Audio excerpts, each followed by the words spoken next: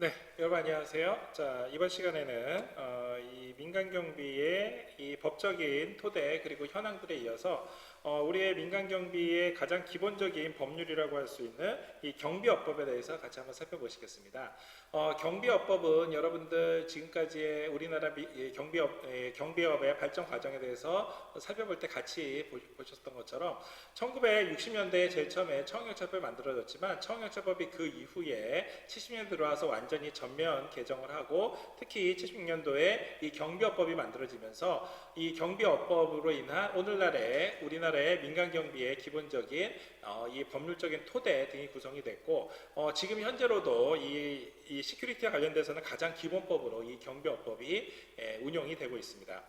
자, 그래서 오늘 같이 한번 살펴볼 내용은요, 이 경비업의 중요한 내용으로서 이 경비업의 중요한 개념들을 우리가 같이 한번 살펴봤었던 내용들을 한번 보시고, 또한 이 경비업의 허가와 관련되어 있는 내용들, 또 기계경비와 관련된 내용들, 더 나아가서 경비지도사, 경비원, 각종 행정처분에 대한 것들까지 같이 살펴보시도록 하겠습니다.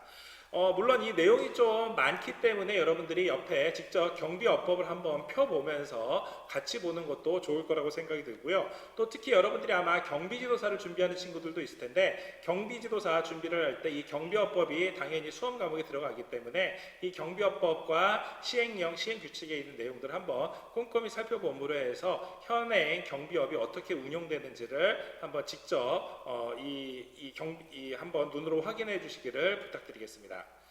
자, 먼저 기본적인 경비업법에서 이야기하고 있는 개념들, 이거는 주로 주요 내용들을 용어로 여러분들이 한번 확인하면 될 거고요. 물론 이 중에서 몇 가지 수업 시간에 이미 벌써 같이 한번 살펴본 내용들도 있습니다. 자, 먼저 경비업 하면은 그렇죠, 바로 경비업법 제2조에서 이야기하고 있는 경비업의 업무 유형들입니다. 그 중에 잘 아시는 것처럼 시설경비, 호선경비, 신변보호, 기계경비, 특수경비, 여기에 해당가는 업무를 전부 또는 일부 도급받아 계약받아서 하는 형태로서 이 경비업을 정의할 수가 있고요. 단 이때 특수경비 같은 경우에는 잘 아시는 것처럼 국가 중에 공항 등 대통령령이 정하는 국가 중요시설의 경비, 도난, 화재 등 그 밖에 위험 발생을 방지하는 업무로서 이 국가 중요시설은 바로 국가정보원장이 직접 지정을 하거나 국방부 장관이 지정한 국가 중요시설과 국가보안 목표시설에 해당되는 겁니다. 이 국가중요시설은 가나 다급으로 나눠져 있고요. 관련되어 있는 법령에서 여러분들이 확인할 수 있는 것처럼 공항을 비롯해서 각종 발전소라든가 중요한 국가의 중요 건물들이 여기에 모두 들어갑니다. 한편 경비지도사는요, 우리가 잘 알고 있는 이 경비원들을 지도 감독하는 업무를 담당하고 있고, 이를 위해서 일반 경비지도사와 기계경비지도사로 구분해서 현재 지정을 하고 매년 11월 시험을 봐서 선발을 하고 있습니다. 당연히 선발된 경비지도사는 경비지도사 기본교육을 44시간을 받고 난 다음에 현장에 배치가 되고요. 이 경비지도사가 이 경비업 에 소속되어 있는 이 경비원의 인력에 따라 50명, 100명 단위로 이 경비 지도사를 배정함으로 해서 이 경비원들에 대한 지도 감독, 그리고 관련되어 있는 각종 장부라든가 아니면은 이 기계 점검이라든가 또 각종 이 새로운 제도의 운영에 대해 가지고 전문화시키는 이러한 지도 업무를 도맡아서 책임지게 하고 있습니다. 한편 경비원은 경비업의 허가를 받은 법인, 즉 경비업, 그렇죠, 이 경비업체가 고용한 고용인으로서 크게 일반 경비원으로 구분이 돼서 시설경비, 호선경비, 신변보호, 기계경비 업무를 하고, 한편 특수경비원으로 구분해서 특수경비 업무를 하고 있습니다. 특수경비원하고 일반 경비원하고 구분되는 것은 일전에 말씀드렸던 것처럼 이 각각의 운영의 목적이 다르는데, 바로 특수경비원은 방금 앞서 살펴본 바와 같이 국가 중요시설과 관련되어 있는 대테러 활동을 포함한 경찰과 함께 운영하고 있는 인력으로서 고도의 훈련을 받기 때문에 이 경비 교육 시간 자체가 서로 상이할 뿐더러 총기를 다룬다라든가 직접 사격 실습을 한다라든가 등에서 차이를 보이고 있기 때문에 더 전문화된 교육을 받고 현장에 배치가 됩니다.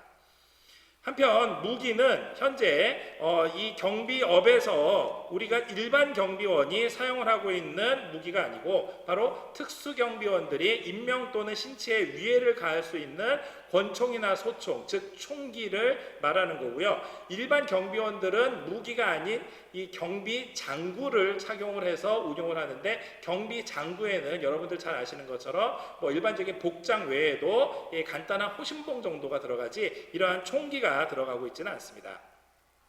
한편 이 집단 민원 현장이라는 것도 이 경비 업무를 하다 보면은 중요한데요. 이 집단 민원 현장이라는 거는 노동관계 당사자가 노동쟁이 조정을 한 사업장 또는 쟁의가 발생한 사업장, 말 그대로 노사분규가 발생한 사업장이라고 생각하시면 됩니다. 또 그 외에 도시주거환경정비법에 의한 뭐 예를 들어서 철거지역과 같은 정비사업이라든가, 그 외에 특정 시설 뭔가대에서 어떤 민원이 있어가지고서는 민원인들이 항상 항의를 하고 있는 장소, 그 외에 주주총회 장소라든가 토지, 건물, 부동산, 동산에 대한 소유권, 운영권, 점유권 등이 있어서 법적 이해의 다툼이 있어가지고 서로 권한의 분쟁이 생기고 있는 것, 그 외에 100명 이상이 모여있는 국제, 문화, 예술, 체육 행사장, 대규모 이 행사가 있는 곳이나 법원에서 이 명령장이 있는 대집행을 하는 장소, 이러한 것들이 소위 말하는 집단 민원 현장입니다. 이거를 별도로 규정을 해 놓은 이유는 이러한 집단 민원 현장에 그렇죠, 경비원을 배치를 할 때에는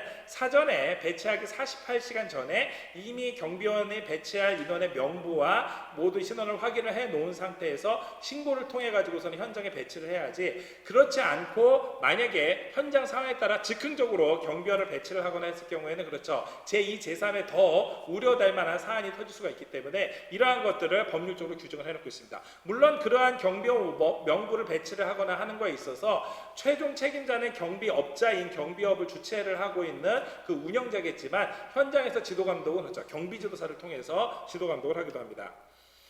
한편 경비업의 허가는 기본적으로 지방경찰청장에 의해서 법적인 권한이 있습니다. 그래서 벌칙으로 허가를 받지 않고 경비업을 영위한 자 같은 경우에는 3년 이하의 징역, 3천만 원 이하의 벌금처럼 아주 이하의 벌금처럼 아주 강력한 이 규제 조항이 있기 때문에 당연히 이 자본금 1억 원 이상을 가지고서는 경비업을 설립 허가를 신청을 해가지고 허가 취득 후 지방청장에 의한 허가권자에 의해서 신고를 하게 되는 겁니다.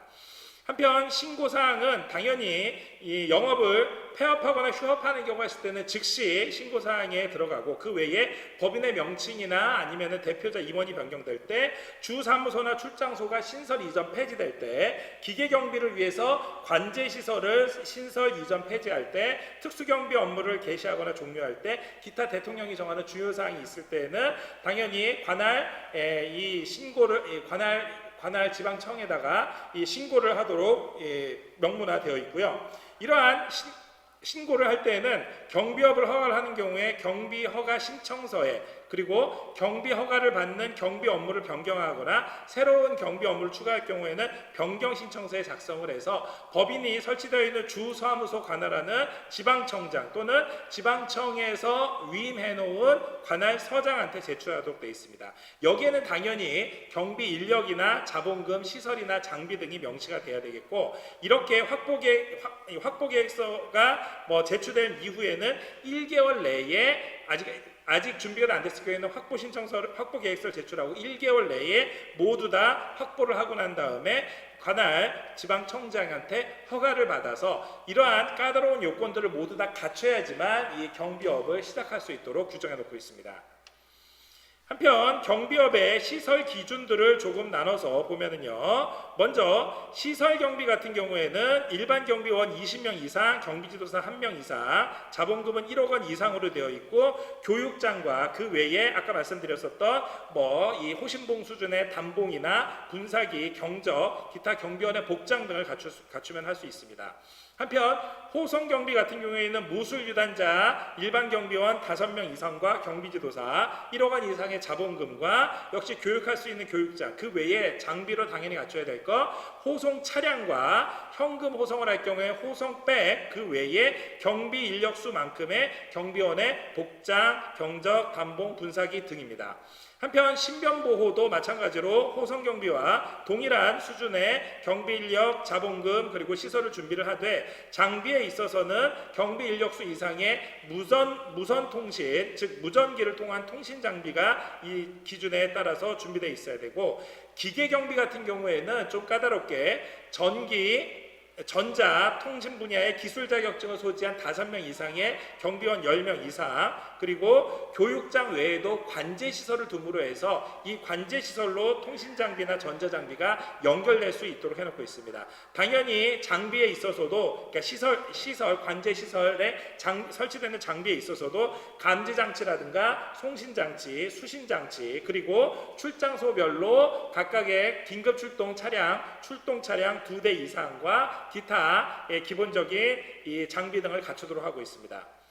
자, 한편 특수경비원은 앞서서 있었던 일반 경비원하고는 좀 다르게 자본금도 특수경비원 20명 이상 외에도 20명 이상 외에도 자본금 3억 이상, 그리고 여기와 관련돼서 기준 경비 인력수 이상의 경비원의 복장, 경적 그리고 담봉 분사기가 필요하고, 여기에 추가적으로 이 총기 같은 경우에는 특수경비 업체에서 구입은 하되 이거를 직접 이 특수경비 업체가 총기를 직접 구입을 하는 게 아니고 관할 경찰서에 이 기부 체납의 형식으로 이 납부를 함으로 해서 이 사실상 총기를 구입하는 것은 관할 경찰서에서 구입을 해서 보관하고 운영할 수 있도록 하고 있습니다. 즉 이렇게 현장에 총기가 필요한 경우에 역시 현장에서도 관할 경찰에서 보관을 하고 있다가 긴급하게 대테러 상황이 벌어지거나 아니면 준전시 상태가 발생했을 경우에 그렇죠, 그 총기를 지급받아서 현장에서 안전경비 활동을 함께 진행을 할 수 있도록, 즉 총기를 직접 이 업체가 구입을 하는 게 아니라 기부 체납의 형식으로 경찰에서 관리하도록 현재 경비업의 시설 기준이 잡혀 있습니다. 한편 허가의 제한사항이 몇 가지가 있는데요. 일단 기본적으로 허가받은 경비업체와 동일한 명칭으로는 경비업이 당연히 허가를 받을 수 없고, 또한 취소가 된 이후에는 10년이 지나지 않았을 때는 여전히 이 동일한 명칭으로 할 수가 없습니다. 또한 허가 취소된 법인의 법인명, 임원 변경에도 불구하고 취소된 룰로 5년이 지나지 않았을 경우에는 새롭게 허가를 받을 수 없다는 점도 허가의 제한으로서 나름대로의 독립적인 영업권을 보장을 해주고 있습니다. 한편 폐업이나 휴업할 경우에는요, 보통 폐업한 날로부터 7일 내에 폐업 신고서에 허가증을 첨부를 해서 지방청 내지는 관할 서장한테 제출하도록 되어 있고, 휴업한 경우도 역시 휴업한 날로부터 7일 이내에 주사무소에 있는 지방청이나 해당 경찰서장한테 제출하도록 하고 있습니다. 한편 휴업 신고서를 제출받은 이 서에서는 당연히 이거를 지방청에 보내서 이 경비업종을 관리하는 데 있어서 당연히 실시간으로 관리를 하고 있어야 되겠고, 다시 영업을 시작하기 위해서는 영업을 시작한 후 또는 휴업을 끝낸 후에 7일 이내에 다시 연장 신고서를 제출하도록 되어 있습니다. 한편 경비업은 한번 허가를 받으면 5년 동안 유효가 되고요. 5년 이후에 유효기간이 만료된 후에도 계속해서 경비업을 하고자 하면 새로운 갱신허가를 받도록 하고 있습니다. 이러한 갱신허가는 유효기간 만료 30일 전까지 갱신허가 신청서를 제출을 해서 여기에 있는 지방청장과 지방경찰서장이 역시 이 명단을 가지고 나중에 추후 지도감독을 하는데 활용을 하고 있습니다. 한편 기계영비와 관련해서 우리가 같이 알아봐야 될 몇몇 가지 개념들이 있습니다. 자, 예를 들면은 대표적으로 현재 기계경비라고 얘기를 할 때, 즉 발생 가능한 침입행위를 방지하기 위해서 물리적인 방호장치들이 있습니다. 대표적인 게 뭐가 있을까요? 예를 들어서 벽, 담벼락, 그렇죠. 그러한 벽과 울타리나 아니면은 창문, 출입문 이런 것들이 대표적으로 우리를 바로 뭐 도둑이라든가 침입하려는 강도로부터 보호를 해주고 있는 이 외곽시설물입니다. 자, 이러한 것들에 대한 방호장치에 침입 감지 장치를 설치를 해서 범행이 지금 현재 진행되려고 할 때 이를 경고하거나 알려서 조기에 긴급 출동을 할 수 있도록 해주는 경비 업무를 기계경비 업무라고 합니다. 자, 이 기계경비 업무를 크게 두 가지로 나눠서 말 그대로 순수한 소위 말하는 무인경비 업무가 있고, 한편 토탈 경비, 즉 혼합 경비의 형태가 있는데, 무인 경비는 말 그대로 각종 감지기나 경보기 또는 CCTV를 통해서 일종의 기계 장치로서 불법 침입을 감지를 해서 이 감지된 감지기에서 나오는 경보음으로 자동으로 통신을 해가지고 관할 경찰이라든가 경찰서나 아니면은 민간 경비 이 업체에 경보를 울리게 하는, 말 그대로 사람이 개입하지 않아도 자동화된 시스템으로 하는 겁니다. 자, 당연히 이렇게 자동화된 시스템이 좋을 거라고 여러분들이 생각을 하지만, 이렇게 설치되어 있는 시설이 경비와 관련돼서 우리를 지켜주는 거는 맞지만 실제로 누군가 출동을 하는 거는 사실 별개의 문제입니다. 즉 이렇게 된다고 해서 기계 장비가 와서 우리를 직접 보호해 주는 게 아니라, 이러한 각종 기계 경비의 각종 장비들은 침입을 하는 것을 감지해서 통보해주고 경보를 해준다라는 의미에서 순수 기계 경비라고 볼 수 있고,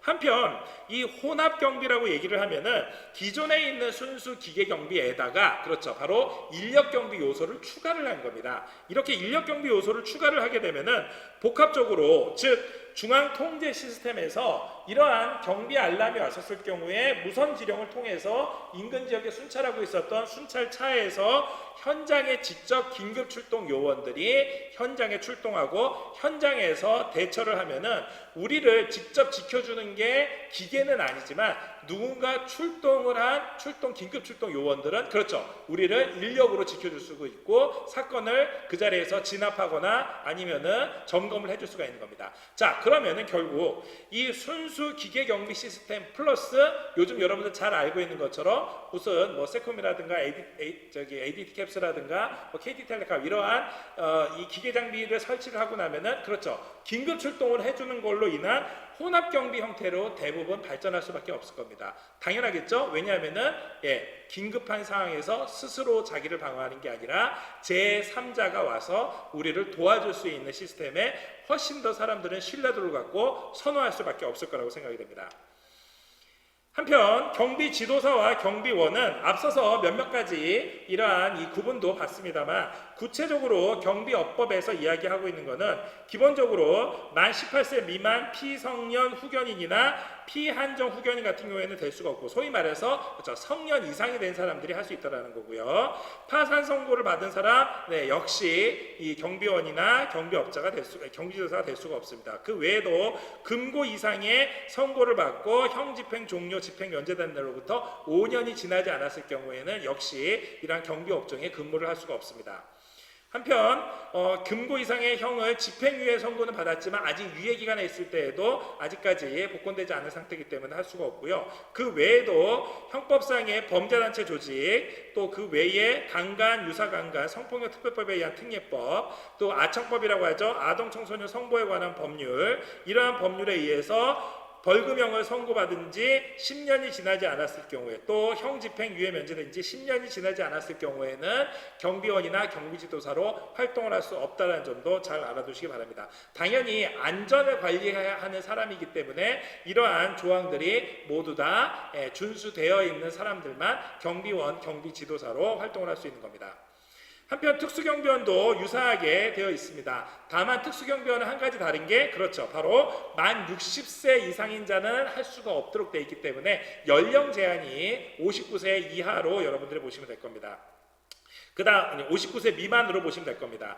한편 이 경비업법 10조 제1항 2호서부터 제8호까지 여기에 이제 결격 사유들이 몇 가지 나와 있는데요. 이 결격 사유 중에서는 아까 앞에서 나왔었던 일반 경비원의 결격 사유와 동일하다고 생각하시면 됩니다. 즉 예를 들어서 각종 뭐 형집행이라든가 뭐 이런 것들을 받았었던 사람들, 그 외에 기타 뭐 피성년 후견인이라든가 이런 것들 다 들어가고요. 기타 그 외에도 경비원이 될 수 없는 사유들에 당연히 이 특수경비원도 될 수가 없겠고, 그 외에 금고 이상이나 아니면은 각종 신체 조건을 준수한 사람만이 될 수가 있습니다. 한편 경비지도사 시험 과목은 여러분들 잘 아시는 것처럼 1차로 법학개론과 민간경비론이 먼저 시험을 보게 되고, 2차로 들어가게 되면은 경비업법과 그리고 일반 경비지도사 같은 경우에는 뭐 범죄학이나 범죄학이나 경호학이나 아니면 소방학 등의 선택을 해서 시험을 볼 수가 있고, 기계경비지도사는 기계경비 개론이나 기계경비 기획이나 설계라는 과목을 통해서 시험을 통과를 하게 돼서 이 고득점자서부터 일반 경비지도사는 600명 내외, 그리고 기계경비지도사는 60명 내외를 선발하게 됩니다. 이러한 경비지도사의 기본 교육은요, 일반 경비원이 24시간인 것에 비해 2배 가까운 44시간을 이수하도록 되어 있습니다. 현재 일반 경비원의 교육은 전체 24시간 교육을 하고 있는데, 경비업법이나 범죄 예방론, 그 외에도 실무 교육으로 시설경비, 호송경비, 신변보호, 기계경비, 사고예방대책, 체포신술과 장비사용법, 직업윤리 서비스까지 실무 교육을 담당을 하도록 되어 있고요. 그 외에 기타 입교식 평가 수료 등을 진행하도록 되어 있고, 그 외에 직무교육으로 현장에서 이미 경비교육을 받은 경비원들이 현장에 들어가서 현장 내에서 직무에 필요한 이론이나 실무, 그 외에 정신교육 등을 직무교육으로 별도로 받도록 되어 있습니다. 한편 특수경비원은 이보다 거의 한 서너 배 많은 88시간의 교육을 받도록 되어 있는데요. 경비업법이나 경찰관 직무집행법, 그 외에 범죄 예방론을 함께 공부하는데, 이 재밌는 점이 경찰관 직무집행법을 공부한다는 얘기는, 그렇죠, 당연히 경찰과 함께 이 국가 중요시설과 관련되어 있는 대테러 작전을 수행하거나 총기를 사용하는 업무를 해야 될 수도 있기 때문에 경찰관 직무집행법에 관련되어 있는 중요한 내용들을 함께 교육을 받고 있습니다. 그 외에도 앞서 얘기했었던 시설경비, 호송경비, 신변보호, 기계경비, 사고예방대책, 체포진술, 장비사용, 직업윤리 서비스까지 하고, 그 외에 바로 총기와 관련되어 있는 사격수를 같은 경우도 여기서 함께 교육을 받고 있습니다. 기타 입교평가 수료를 해서 전체 88시간 교육을 받고, 직무교육으로는 특수경비원한테 필요한 직무와 관련되어 있는 이론이나 실무 과목, 기타 정신교양들을 별도로 6시간을 따로 받도록 되어 있습니다. 자, 지금까지 나와 있는 것 중에 다른 경비원들하고는 다르게 바로 이 특수경비원이 가지고 있는 바로 특별한 권한이면서 유념해야 될 점이 바로 특수경비원의 무기 휴대와 사용과 관련된 겁니다. 먼저 지방청장은 국가 중요시설에 이 경비 업무 수행이 필요하다고 인정할 때에는요, 시설주의 신청에 의해서 무기를 구입을 하고, 이 시설주는, 그렇죠, 앞서 제가 잠깐 설명드린 것처럼 무기 구입 대금을 지불함으로 해가지고 구입한 무기를 바로 국가에 기부 체납하는 형식으로 해서 무기를 구입하게 됩니다. 당연히 관리는 이 지방청에서 담당을 하고 있고요. 지방청장은 국가 중요시설에 대한 이 경비 업무의 수행이 필요하다고 인정할 때에 이 관할 경찰서장으로 하여금 보관을 하고 있는 서장으로 하여금 시설주의 신청에 의해서 기부 체납된 이 무기를 대여해 주는 형태로 하고, 이 시설주는 이를 특수경비원으로 하여금 휴대를 할 수 있어서 근무 중에 휴대해서 근무를 시키는 겁니다. 자, 이 경우에는 특수경비원이 정당한 사유 없이 무기를 소지하고 배치된 경비구역을 벗어나지 못하도록 되어 있고, 이를 벗어날 경우에는 당연히 벌칙 규정에 의해서 처벌을 받도록 되어 있습니다. 한편 시설주가 대여받은 무기에 대해서는요, 시설주 및 관할 관서장이 무기의 책임 관리를 하고 있고, 이를 위해서는 관련되어 있는 대통령령에 정하는 것에 따라서 매월 1회 이상의 지도 점검을 나가고 있습니다. 한편 마지막으로 행정처분과 벌칙을 보시겠는데요. 먼저 경비업법 허가의 취소 사유로는 허위나 그 밖의 부정한 방법으로 허가를 받았을 때 당연히 원천무효로 취소가 될 겁니다. 또 이 허가받은 경비 업무 외에 경비원의 업무를 종사시켰을 때, 그래서 사실 지금 현재 우리가 살고 있는 아파트의 경비원이라든지 이런 분들은 기본적으로 이 경비, 즉 안전관리와 관련된 업무만 종사를 하셔야 되는데, 실제로 여러분들이 살고 있는 아파트라든가 주변에 있는 시설에서 보면은 경비원들이 실제로는 안전관리도 담당하지만 그 외에 그 지역에 환경미화라든가 재활용 분리수거라든가 무슨 택배 보관이라든가 이러한 업무를 사실상 이 업무 시간하고는 별도로 일종의 봉사의 차원에서 하고 있는 겁니다. 자, 그렇기 때문에 실제 경비원들이 우리가 사회적인 처우가 굉장히 나쁜 나쁘다라고 얘기하는데, 앞서서 봤었던 이 다른 업무들을 다른 국가들의 예를 보시면은 미국이라든가 일본처럼 다른 나라에서는 그렇죠. 이 경비원이 담당하고 있는 이 업무 자체가 그 시설 내에, 미국 같은 경우에는 이 민간 쇼핑몰이면 쇼핑몰, 또 이 민간 지역 내에 있는 어떠한 특수 안전 관리를 위한 시설들에서 안전만을 책임지고 있기 때문에, 지금 말씀드린 이러한 각종 이 아파트 관리라든가 시설 관리와 관련 있는 관리 업무는 별도의 업체나 별도의 인력이 따로 해야지 되는 겁니다. 자, 하지만 잘 아시는 것처럼 사실상 이 아파트 관리사무소라든가 아니면은 각종 시설에서 시설주 입장에서는 그거를 별도의 인력을 따로 채용을 해가지고서 또는 계약을 맺어가지고 운영하기에 굉장히 한계가 있기 때문에 결국 경비원이 그러한 업무를 사실상 보조 내지는 주 업무에 포함을 시켜서 진행을 하고 있지, 실제로는 이 허가받은 경비 업무 외의 업무는 경비원이 하지 못하도록 되어 있는 게 법률적인 규정입니다. 자, 그러면은 이 문제는 우리가 현장에 운영의 묘를 살려가지고 진행을 해야 되겠지만, 해결 방법은 어떤 게 있을까요? 사실상 이것과 관련돼서 만약에 정말로 경찰에서 지도관리 감독을 강화를 한다 그러면은 우리 주변에 있는 각종 이 경비 업무 외의 기타 환경미 업무라든가 재활용 업무라든가 택배와 관련된 일들은 별도의 관리인이 있어야 되기 때문에 당연히 주민들 입장에서는 더 많은 비용을 지불을 해야지 되는 그러한 부담을 느끼는 겁니다. 자, 그런데 그 일을 누가 해주고 있습니까? 그렇죠. 경비원 아저씨들이 해주고 있기 때문에 어떻게 보면은 일반 주민들 입장에서는 굉장히 고마운 일을 대신을 해주는, 그래서 우리의 무슨 명령을 들어야지 되는 사람들이 아니라 우리를 도와주시는 분들이라고 생각하는 게 아마 여러분들이 새롭게 받게 될 인식이라고 생각을 합니다. 자, 한편 그 외에도 경비업과 경비 관련된 업 이외의 영업을 할 때라든가 기타 정당한 사유 없이 허가받은 날로부터 2년 이내에 도급 실적이 없거나 계속해서 휴업만 계속을 하고 있거나, 또 최종 도급일로부터 2년 내에 전혀 실적이 없어가지고 사실상 영업 중지 상태에 있거나, 또 영업정지 처벌을 받았는데 혹시 몰래 영업을 하거나 소속 경비원으로 하여금 경비 업무 밖의 일을 항의를 하게 하고, 기타 배치 폐지 명령 등에 따르지 않았을 때, 이럴 경우에는 당연히 경비업 자체를 취소할 수 있는 취소 사유가 됩니다. 한편 경비 지도사의 자격도 취소될 수 있는 취소 사유가 있는데요. 결격 사유가 발견됐었을 경우에 당연히 취소를 할 수가 있고, 그 외에 허위 부정한 방법으로 경비 지도사를 취득했을 때, 또 경비 지도사 자격증을 남한테 빌려주거나 양도했을 때, 자격정지 기간 중에 경비 지도사로 활동했을 때 당연히 자격 취소가 됩니다. 그 외에도 중요한 벌칙으로 국가 중요시설에, 즉 특수경비원이 근무하고 있는 중요시설의 정상적인 운영을 해쳤을 경우에는 특수경비원의 경우 5년 이하의 징역이나 5천만 원 이하의 벌금에 처하는 아주 중형을 내릴 수가 있고요. 정당한 사유 없이 무기를 소지하고 경비구역 내를 벗어났을 경우에도 2년 이하의 징역, 2천만 원 이하의 벌금처럼 아주 강력한 이 벌칙 규정을 두고 있습니다.